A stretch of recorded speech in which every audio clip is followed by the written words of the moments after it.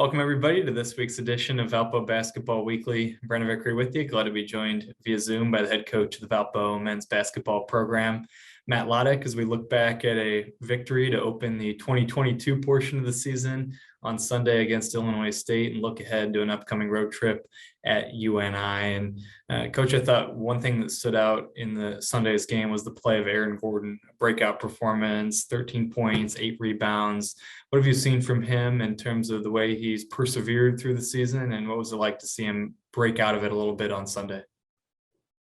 Well, the thing that Aaron's been very consistent with all, for the entirety of his time with us and really this season's just he's been a great defensive player. And so, he understands our coverages, good veteran presence. And I think, we're used to him making more shots than maybe he has. But at the same time, those are things that it's not like Aaron's going into a game trying to miss shots. And, so our big thing that we tell our guys is, look, we expect you to be able to, execute what we're trying to do on defense. And then you got to put the time in, you got to put the work in to be able to make shots. And Aaron's been doing that. So been shooting the ball great in practice, especially since he got back from Christmas break. And so it was great to see him have a moment like he did yesterday. And we needed every point. Speaking of needing every point, let's talk about what happened at the free throw line. 16 of 16 in 2 of the last 4 games. Now you've been perfect at the free throw line. And like you said, you needed every one of them on Sunday. Just what's led to the strong shooting at the free throw line? I think we've just got guys that are pretty skilled and good shooters, and I think sometimes it's just a confidence thing. You step up to that line and, if you've had some success, you've wrapped it out. Those shots go in. I do believe it's contagious. You start the game off well, shooting free throws. Typically, you finish the game well as well. So, again, yeah, like you said, we need every one of them, and huge free throws down the stretch to secure that win yesterday. When you look at the stats, the other thing that has stood out lately is the turnover battle. Now 8 straight games that you've won the turnover battle. What's been maybe the key to success in that area?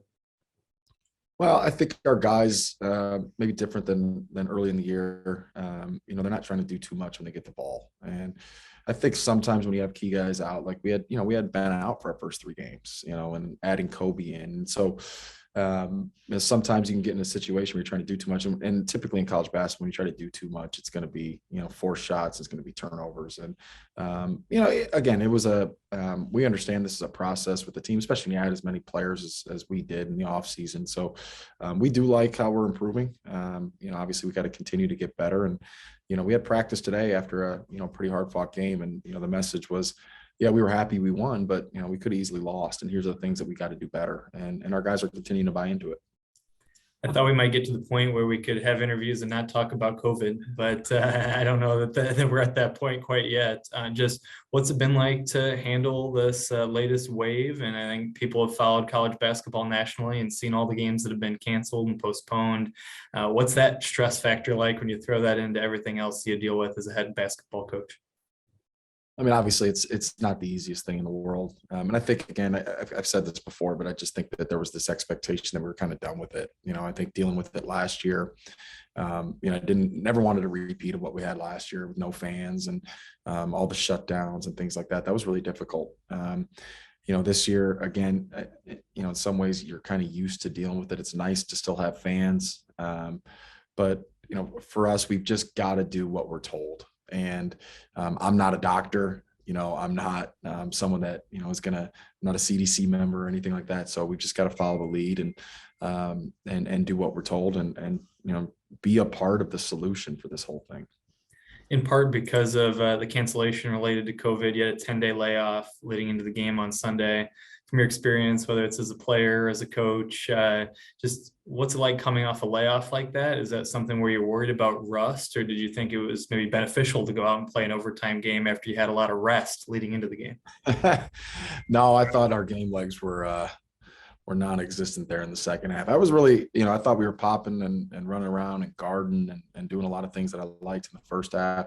The second half, I thought, it looked like we hadn't played in 10 days, and as much as you can run and do all those things in practice, there's nothing like, playing in a game. And so we got that one out of the way, got to build on it and go from there. Let's look ahead and game at UNI on Wednesday. A team picked third in the league. They have the preseason player of the year in the league and AJ Green. What type of challenges do the Panthers present? Well, I mean, they're extraordinarily well coached, right? They're not going to beat themselves.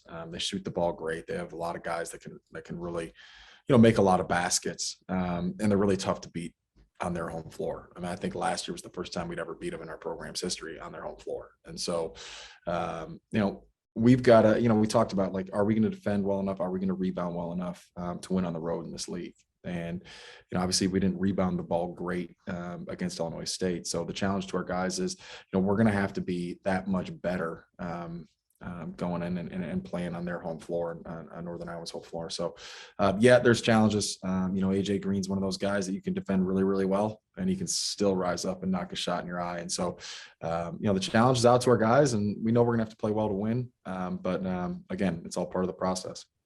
There he is, the head coach of the Valpo men's basketball program, Matt Loddick. Valpo Basketball Weekly, always brought to you by our friends at Lakeshore Bone and Joint Institute. And again, it's a late tip time on Wednesday, 8 o'clock. The game will be televised locally in the Chicago market on NBC Sports Chicago. We'll talk to you again next week on Valpo Basketball Weekly.